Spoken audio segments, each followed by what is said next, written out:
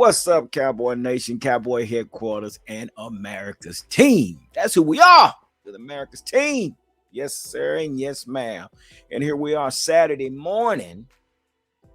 And little update with what's going on. We all know that the rookie mini camp is taking place, and I think we need to share some information. So let's get into this thing. First of all, I want to say thank you to everybody that is a part of this Cowboy huddle, where we come together and talk Cowboy talk. And again, I want to thank everybody for following us on TikTok as well. I'm trying to get my numbers up in TikTok. I'm learning how to work TikTok. And if you want to follow me on TikTok, you can follow me on the G, that's lowercase GEE _1 Cowboy fan. And you'll find me on TikTok as well. I kind of share some information on there as well. So I hope everybody's doing good on this Saturday.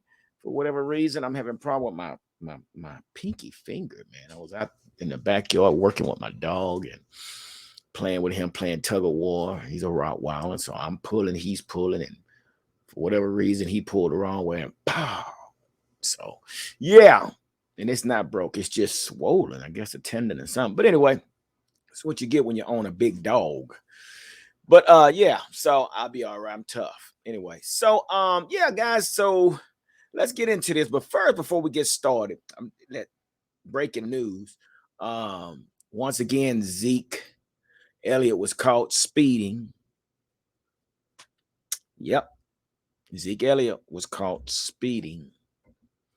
He was doing 22 miles an hour in workout. Yeah. So it's been told that Ezekiel Elliott is basically in full rare form, baby. He was clocked doing 22 miles an hour running, baby.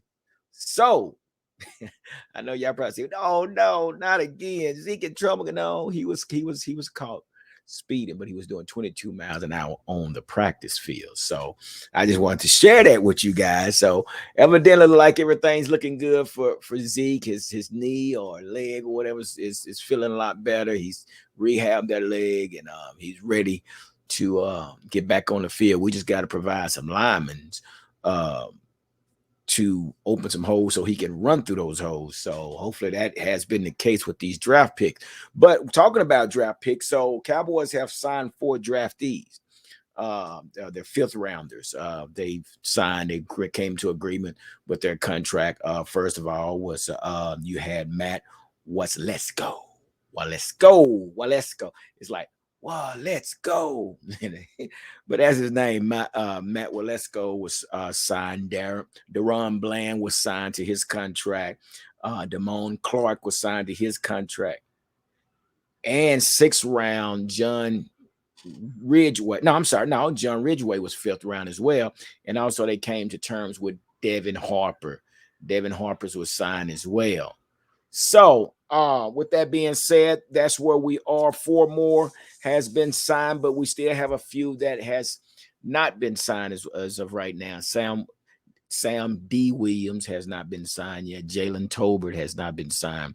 Jake Ferguson has not been signed as of yet. Well, and the reason for that is just it's more what do you want to call it? You want to call it more of the money play, usually when this happens, what happens is if Jalen Tolbert was taken in the 3rd round and that individual that was taken before him gets this much money, well, Jalen Tolbert is right here and he's like, okay, I need to get as close as I can as that guy above me that got drafted. So I'm sure the agents and the Cowboys organization are sitting down. They're trying to, come to an agreement to where it benefits both sides. So yeah, those 3 are still unsigned, but it has been told during this rookie mini camp that some good reviews according to Brian Broadus. Big up to Brian Broadus. He is one individual that's always in the mix of the Dallas Cowboys. So watching his interview and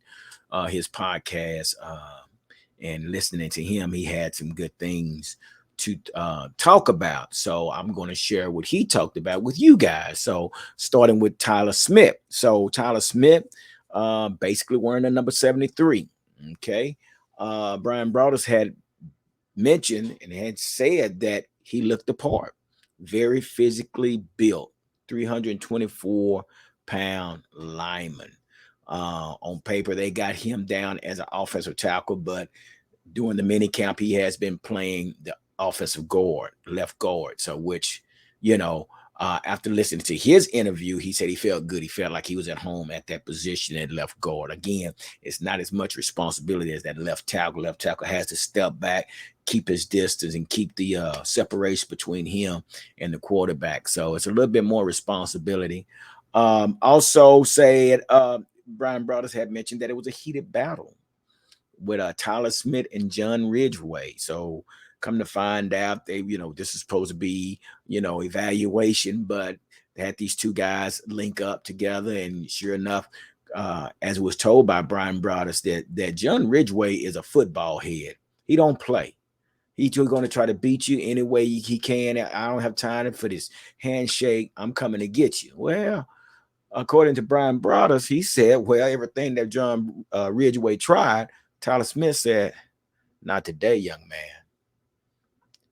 It was told that Tyler Smith actually sat down on John Ridgeway and kept him, out from, completing his task. So, but he did say that he feels that John Ridgeway will be a play a major part with this organization. But overall, Smith looked really good.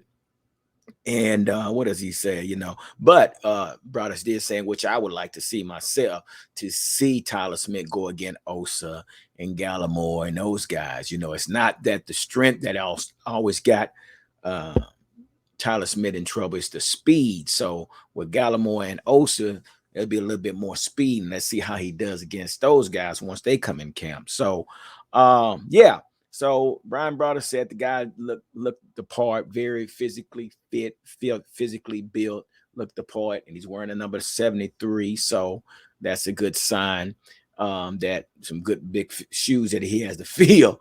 So, we'll see how that works. But again, they feel good about bringing him in like they have, and I think he will play a major part. Once again, congratulations, Tyler Smith, from being from my neck of the woods, Crowley, Texas. So the city of Crowley is definitely excited for this young man and to be a hometown kid playing for the hometown team. So that's good news. And on to other news. Let's talk about Sam Williams. They call him D. Williams, so you probably hear a lot of D. Williams, but that's what the name he goes by. Sam Williams. D. Williams. Basically, it was told by Brian Broadus that he said he's built like Tank Lawrence. Yeah, I had mentioned that he was more like a Randy Gregory, but Broadus kind of begged the difference. Said basically he's a tall, rangy, thick sized guy. He's pretty thick, more like the Tank Lawrence build. Has great extension. He's not Randy Gregory, but he's big and he's strong, and was told that he has a quick first step. So this is great. I was also told that D. Williams had one of the fastest 10-yard splits than some receivers. So this is great as being a D lineman, and being able to come off that ball as fast and as quick as they're saying that he has will definitely be a plus on his part. As far as coming off, setting the edge, basically they're thinking that he's going to be more like a Tank Lawrence, as far as being able to play the run and the pass rush. But yeah, so with that being said, I have a video, and real quick, it's not a long video, but it's Dan Quinn talking about Sam Williams. So let's take a look at that. Let's see what that's all about. Let's see if we can get to that.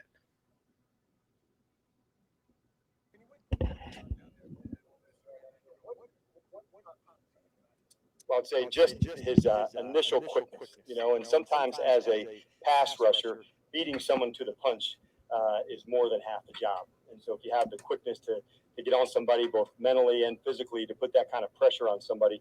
And I felt that one with him. And then anytime you go and you spend extra time with somebody, and you just gain more. We met at the combine and then got a chance to meet there again, and talk on calls. And so just building that relationship, I think, is an important part of not just his draft pick, but for others as well. So I think it was there going to Ole Miss. He came here, then we started on calls. So like most things, relationships take some time, and the longer it goes, hopefully the stronger it gets. But I think leaving the field that day, I remember telling Mike, man, I'd really like to coach that guy. And that's a good feeling to have when you leave somewhere, knowing that if the opportunity comes about to coach him, I think we'd have a real plan for that. Yeah, buddy. That's what he said. So yeah. So Dan Quinn actually had the opportunity to go work out Sam Williams. I had put a video on TikTok about him working out with Sam D. Williams at Ole Miss. Basically, Sam Williams is from Ole Miss. Come to find out, he had, during his interview, he mentioned that, the challenges of coming through high school down in Alabama, going against some of the bigger names, he just, continued to grind it out. And sure enough, he said hard work paid off for him, So it was asking about him and Dan Quinn, and he had said that, that him and Dan Quinn had a great relationship. He just felt so, comfortable being around Dan Quinn, and he liked the fact that, he has his opportunity to play for Dan Quinn. So, but Dan Quinn is that type of coach. He's a team player. He's going to, get on the field and work out with you, and hands-on things like that. But so they asked him, so what do you have to bring to the table? He just said, basically, I'm just have to be his best version of himself. He said, that's what I'm gonna do, just bring what I have to the table and be the best I can be. Come to find out also, Sam Williams was a basketball player, and they was asking a question about, what do you think about Luka Doncic? He said, man, he's a different kind of beast. He said, the only thing I can do is probably put a hand in his face and hopefully he'll miss. But also the funny part about that was that he had mentioned that being compared to LeBron James. And he said, well, LeBron James would be more compared to him. So everybody got a laugh out of that.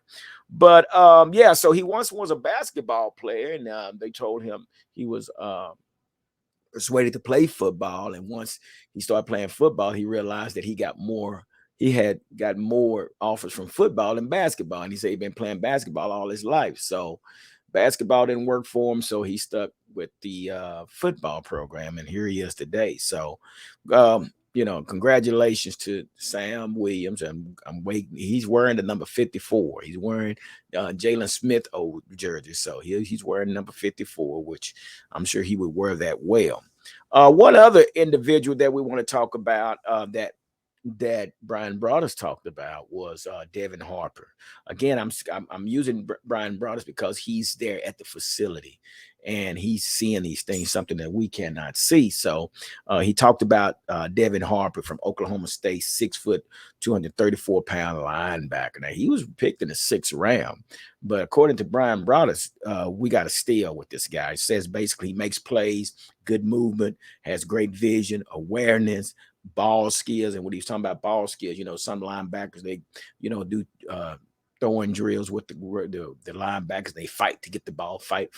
Well, according to Broaddus, this Harper kid basically got pretty decent hands, so he can catch as well. So, this is just some inside scoop from Brian Broaddus, and we appreciate Brian Broaddus for sharing that information with us, and sharing it on social media that I may be able to share it with you guys. But before we leave here, I ran across a video of Daniel Ross. I think Daniel Ross was one that once played for the Cowboys. And if he didn't, I'm just going to share this story with you. So it was a video by TMZ 2019. So Daniel Ross gets pulled over by the Frisco, Yeah, because he mentioned he played for the Dallas Cowboys. He got pulled over by the Frisco Police Department. Well, the reason he got pulled over was because number one, his music was too loud. Okay. Number two, he had put his car in neutral. I think he was driving a Charge or something. Put his car in neutral and revving the engine. So he drew attention to himself. Well, they get over there and pulls him over behind some type of shopping center, whatever. And Daniel Ross asked the question, "What did I do?" He told him, number one, your music was so loud that it got my attention. Then number two, you start revving your engine up. So as he let his window down, he said, "Hey, I need you to get out the car." Daniel Ross gets out the car, and come to find out, they could smell marijuana inside Daniel Ross's car. There's a reason I'm telling the story. So again, once they get him out the car, they asked, "They got any weapons in the car?" He said, "Yeah, I got a gun up under the seat." Okay. So they go to search his car. Come to find out, they found marijuana in his car and they found a gun. So the policeman asked him, he said, "Hey man, what are you doing?" After he found out he playing with the Cowboy, "What are you doing? You got a gun. That's one thing, but you got a gun and marijuana. And you play for the Cowboys. What? And I say that to say this to these rookies. If you're watching this video, please, whatever you do, please keep a clear mind. Do the things that you're supposed to do and keep away from the things that you're not supposed to do. Because what happened to Daniel Ross basically cost him. And the last thing you want to do as a rookie or even as a football player, you guys are all young, but one thing you do not want to do is draw attention to yourself, especially when you're illegal. And again, like the police told me, it said, no, marijuana is illegal in Texas. So again, you rookies, if you're in these rookie symposium, listen to what's being said. Listen about the do's and the don'ts, because it could save your life and it could save your career. And I want to wish all these draftees great success in the future. But at the same time, there's things that you have to do as an individual to be and to remain successful. So with that being said, guys, I'm no longer going to hold you. Just want to get over here and spread some good news and the report with you guys what I've heard. So I'll be reporting again on what comes up later or whatever I find out to share with you guys. So as I always say, does nothing come to a sleeper but a dream. So let's make it happen, Dallas Cowboys. Deuces.